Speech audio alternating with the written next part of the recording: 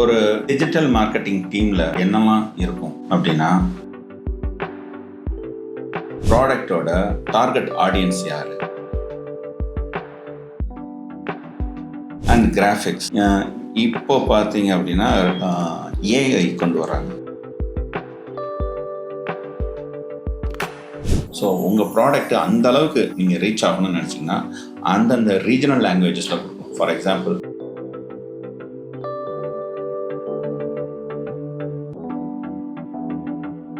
ஒரு digital marketing டீமில் என்னெல்லாம் இருக்கும் அப்படின்னா, ஒரு கண்டென்ட் ரைட்டர் இருப்பார். அந்த கண்டென்ட் ரைட்டர் நம்ம என்ன ப்ராடக்டை சேல் பண்ண போகிறோம், எந்த சர்வீசஸை சேல் பண்ண போகிறோம் அப்படின்னு சொல்லிட்டு பார்த்துட்டு அது ரிலவெண்ட்டாக ஸ்டடி பண்ணுவார்.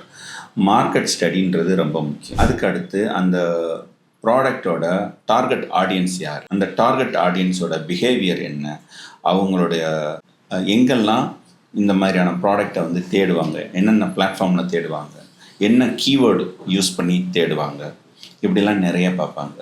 ஸோ அந்த கீவேர்டு எல்லாத்தையுமே நம்ம இந்த மார்க்கெட்டில் யூஸ் பண்ணணும். ஸோ ஃபஸ்ட்டு கண்டென்ட் ரைட்டர் இது எல்லாத்தையுமே அனலைஸ் பண்ணுவார். அந்த டீம் என்ன பண்ணுவாங்க, அடுத்து அதுக்கேற்ற மாதிரி கண்டென்ட்டை ரெடி பண்ணுவாங்க. அந்த கண்டென்ட்டோட டியூரேஷன் எவ்வளோன்ட்டு ஃபஸ்ட்டே தானே பிளான் பண்ணுவாங்க. ப்ரூஃப் ரீடிங் ஒன்று நடக்கும். அது ப்ரூஃப் ரீடிங் எல்லாம் முடிஞ்சதுக்கப்புறம் அதுக்கு அடுத்து ஷூட் போவாங்க. இப்போ ஷூட் போகும்போது கேமரா டீம் ஒருத்தவங்க இருப்பாங்க. கேமரா டீமில் என்ன பண்ணுவாங்க அப்படின்னா, அவங்க லைட்டிங் செட் பண்ணுறது, அந்த பிளேஸ் இருக்கு இல்லையா, அதை செட் பண்ணுறது, அதுக்கு அடுத்து கேமராவோட ஆங்கிள் செட் பண்ணுறது, சவுண்டு குவாலிட்டியை செக் பண்ணுறதுன்னு சொல்லிட்டு அவங்களுக்கு ஒரு வேலை இருக்கும். இப்போ இது எல்லாமே க்ரியேட் பண்ணிவிட்டு அதுக்கப்புறமா கூட அது ரா ஃபுட்டேஜ் தான். இந்த ரா ஃபுட்டேஜை அப்படியே தானே டெலிவர் பண்ண முடியாது. அதில் குற்றம் குறை எல்லாமே இருக்கும். ஸோ இதுக்கு அடுத்து ஒரு எடிட்டிங் டீம் வருவாங்க. அந்த எடிட்டிங் டீம் இது எல்லாத்தையுமே எடுத்து வச்சுட்டு அந்த கண்டென்ட்டோட டியூரேஷன், இப்போ 1 நிமிஷத்துக்குள்ளே இதை அத்தனையும் அழகாக டெலிவர் பண்ணணும், இல்லாட்டினா 5 நிமிஷத்தில் இதை டெலிவர் பண்ணணும். அப்போது அந்த கண்டென்ட்டுக்குள்ளே எது தேவை, எது தேவையில்லை, இதை சொல்லலாம், இதை சொல்ல வேண்டாம் அப்படின்னு சொல்லிட்டு பார்ப்பாங்க.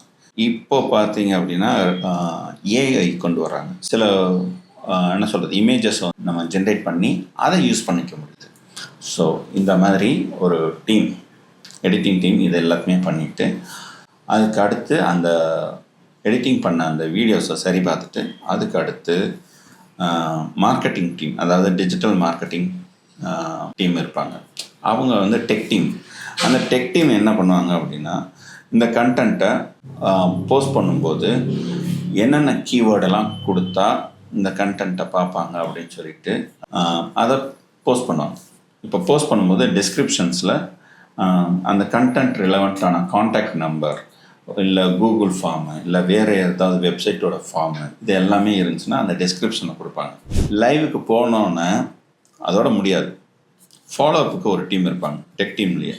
ஸோ அந்த டீம் என்ன பண்ணுவாங்கன்னா, இந்த கஸ்டமர்ஸ் அதை பார்த்துட்டு ஒரு கமெண்ட் கொடுக்கலாம், ஒரு லைக் கொடுக்கலாம், ஒரு ஷேர் பண்ணலாம், இது எல்லாத்தையுமே மானிட்டர் பண்ணணும். சப்போர்ட்டிங் டீம் என்ன பண்ணுவாங்க அப்படின்னா, அங்கே கஸ்டமர் ஒரு கமெண்ட் ரைஸ் பண்ணார்னா அந்த கமெண்ட்டுக்கு இவங்க ரெஸ்பான்ஸ் பண்ணுவாங்க. அங்கே ஒரு ஃபோன் நம்பர் இருக்குது அப்படின்னா அந்த ஃபோன் நம்பருக்கு ஒரு கால் வந்துச்சுன்னா அந்த காலுக்கு ரெஸ்பான்ஸ் பண்ணுவாங்க. அங்கே கூகுள் ஃபார்ம் கொடுத்துருக்காங்கன்னா அந்த கூகுள் ஃபார்மில் டேட்டாஸ் கொடுத்துருக்காங்கன்னா அந்த டேட்டாஸுக்கு இவங்க ரெஸ்பான்ஸ் பண்ணணும்.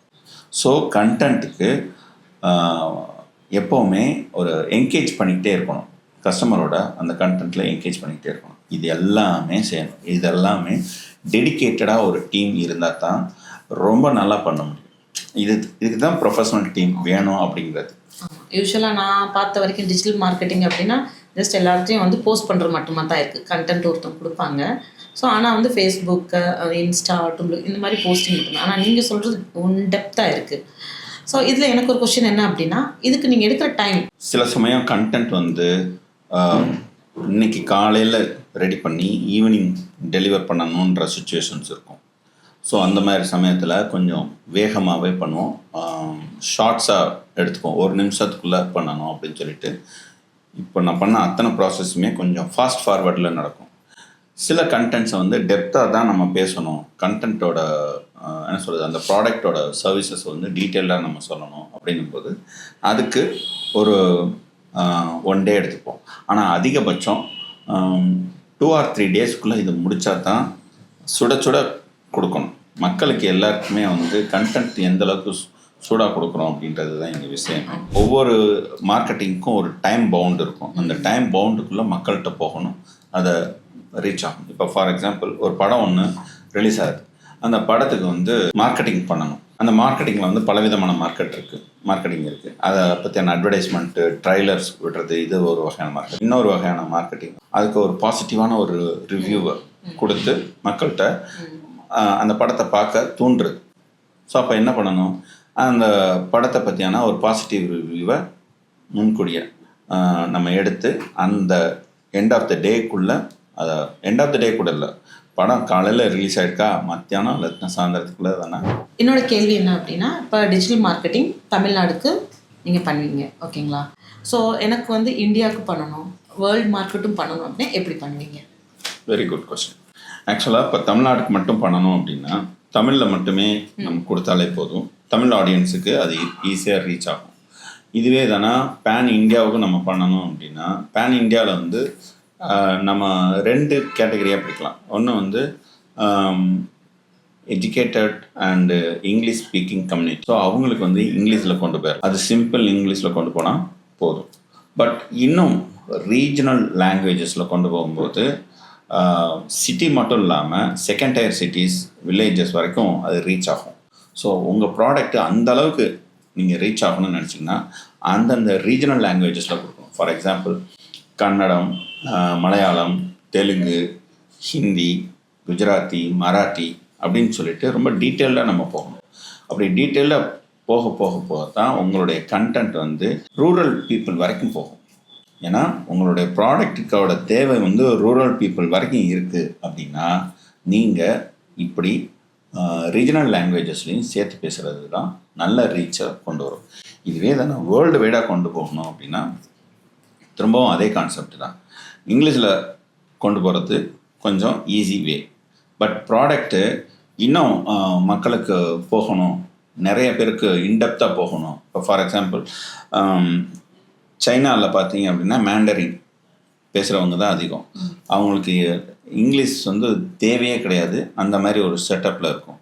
அதே மாதிரி ஸ்பானிஷ் பீப்புள், யூரோப்பியன் பீப்புள்ஸில் பல பேருக்கு வந்து இங்கிலீஷ் என்ன சொல்கிறது, அதை ஒரு பெரிய கேர் பண்ணிக்க மாட்டாங்க. ஏன்னா அவங்களோட ஸ்டடீஸ் முழுக்க வந்து அந்தந்த லாங்குவேஜஸில் இருக்கும். அப்போ நம்ம என்ன பண்ணணும், அந்தந்த லாங்குவேஜஸில் நம்ம அதுக்கான மார்க்கெட்டிங்கை நம்ம பண்ணித்தான் ஆகணும். மக்களை இங்கே புரிஞ்சுக்கிறது தான் இங்கே விஷயம். மக்களோட மொழியில் பேசுகிறது தான் நல்ல மார்க்கெட்டிங்க்கான அடையாளம். இன்டெப்த்தாக நிறைய விஷயங்கள் சொல்லியிருக்கீங்க இல்லையா?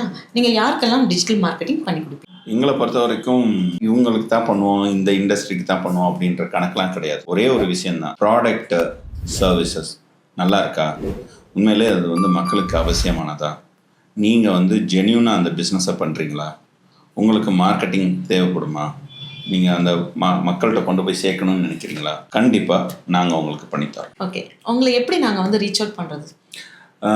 இந்த வீடியோவோட டிஸ்கிரிப்ஷன்ஸில் எங்களுடைய வெப்சைட், சோஷியல் நெட்வொர்க், நாங்கள் பண்ண போர்ட்ஃபோலியோஸ் எல்லாமே அதோட டிஸ்கிரிப்ஷன்ஸில் இருக்கும்.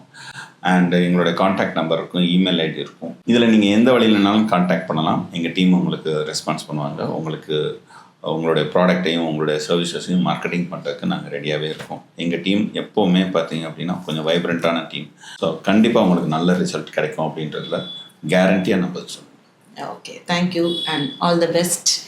Thank you so much.